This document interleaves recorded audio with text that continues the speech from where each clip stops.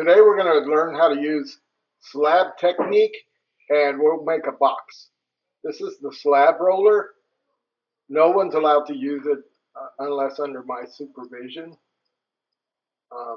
First you start with a slab, and then you're going to use a paper template to trace to make the sides of your box.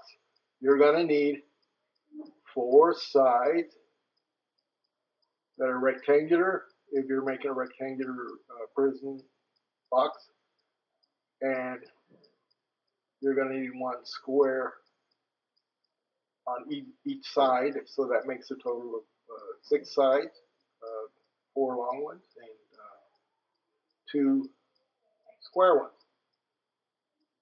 What I did first is trace, and now I'm using a stick to cut the slabs. So I'm tracing with a needle, and I'm cutting with a stick. Once you have your slabs cut and you're ready, you're not quite ready because you're going to have to cut them at a 45-degree angle. Notice how one overlaps the other unless you cut that 45-degree angle. So the goal then is to cut that 45-degree angle on all sides that are connected. So notice the angle on that slab.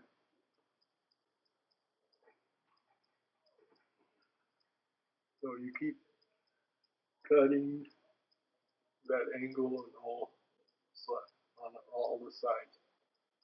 We're not going to worry about the ends. We're only the long length of the rectangles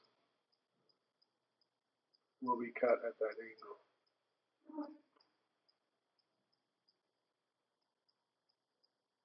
Once you're done cutting everything, then you can prop them up to look and see how they fit. Here I'm rolling I rolled a piece of coil to put along the inside. Now I'm scoring using the scoring tool. So all sides that are connected have to be scored, and then you use slip. Slip is best if it's the consistency of, I would say, I guess you would say yogurt or pudding. So you put slip on both pieces, then they will stick together. You got to hold it upright. Be very gentle. You don't want to stretch the clay. Now I'm putting the coil on along the inside just to reinforce that the joint between the 2 pieces of slab. Notice I'm using a popsicle stick to support it because my fingers, I'm afraid that they would warp the box a little bit. So score and slip, score and slip.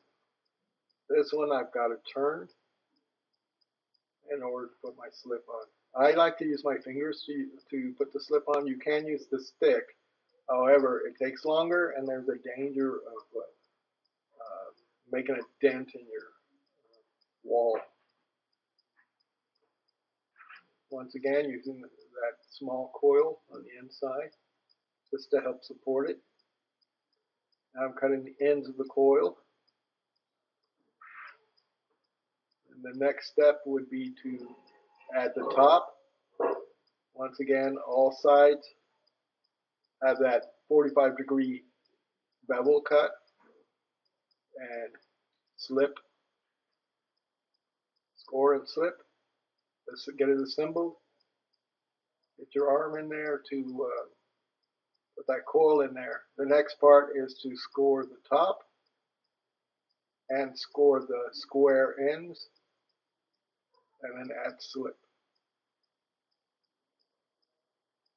It's okay to be generous with the slip because you can always trim it after you put it together.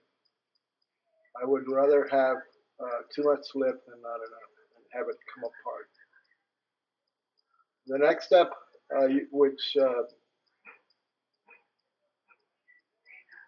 so the next step is to add the top. So it's going to be a completely all sides covered. So be very careful when you're putting the top on. You don't want to deform it because you can only hold it on the outside, and the only thing supporting it from the inside when you pick it up would be the air pressure that's contained within the box. So once you get that one hooked up, the next step will be to trim it. Notice how I'm tapping it to make sure it's on there good. So then I'll trim it, and then I'll turn it all around and trim it. I'll trim it with a stick. I'll also go back and kind of rub the edges with my fingers. Now I cut out a template because you may decide that you want to curve a curved design on the front. You can also put a curved design on the back and along the sides. I chose a curved design on the front and back, and I'm going to use a ruler to show where I'm applying the